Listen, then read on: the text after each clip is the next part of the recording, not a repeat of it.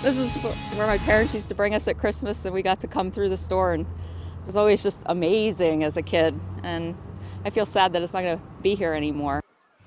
It appears the nostalgia factor isn't enough for Toys R Us to keep its doors open. And with the retailer shutting down soon, it has people wondering if the days of visiting a toy store are over. Jackie Dottori joining us now to explain what experts believe needs to be done to keep retailers relevant. Some people blame Amazon. Others say retailers like Walmart and Kmart are at fault. However, experts told me Toys R Us just didn't change with the times, which is one reason why the store is shutting down. Fox 43 finds out what toy stores need to do now to survive. I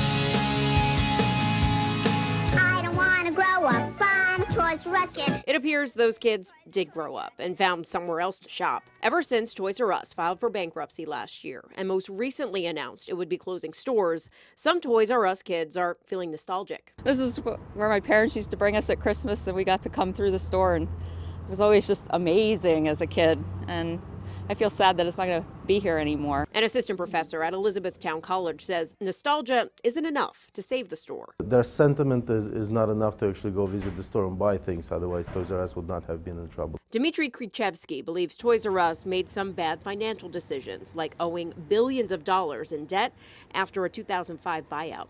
He says the retailer never changed with the times and couldn't make that money back. He doesn't think the days of the toy store are over just yet, and instead believes those stores need to become more interactive. That's a major problem, right? What you do with your kids when the weather is not cooperating and where they can play. The assistant professor says a toy store needs to have an extra layer to it to stay relevant and to make it different than online shopping. What seems to be doing well is the type of experiences that you cannot have online. So something you can touch, you can play with, something you can experience, in my view, is the future of retail. Krichevsky says the big box stores already figured that out, having competitive pricing and something else besides toys. Certainly, companies like Kmart, Target, and Walmart took big chunks out of Toys R Us market share. For shoppers like Noah Kunkel, the Toys R Us closure is just another retailer going under. 20, 30 years ago, if you went to get a toy, you went to Toys R Us or to a toy store.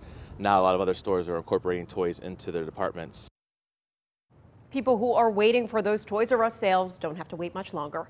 The liquidation sale at many stores is expected to start tomorrow. Now that sale will will be happening in the stores until things run out.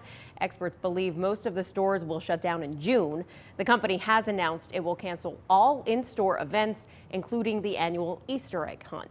Now, when the Toys R Us announcement came, there were a lot of questions as to what will happen with Babies R Us. Now, we know the stores will be closing. However, the company says it will try to maintain the Babies R Us registries and its website for the time being in hopes that someone will want to buy that. And also this week, KB Toys is trying to make a comeback. That company announced that it was going to start pop-up stores. Now, it closed a few years ago, but they want to open 1,000 pop-up stores for Black Friday. So trying to get back in the toy market a little bit when a lot of people actually physically go out and buy the toys. Yeah, I think it's a little bit sad. Yeah, we've seen them all fall. FAO Schwartz, KB, Toys R Us.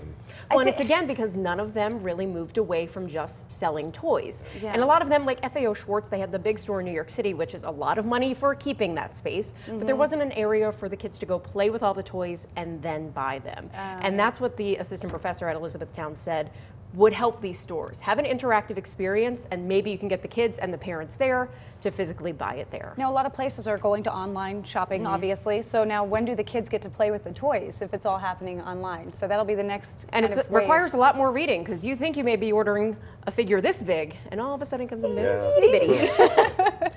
And of course, if you have a story you want me to look into, Fox 43 wants to find out. Let me know, send me a message on Facebook, or shoot me an email at fox43findout@fox43.com.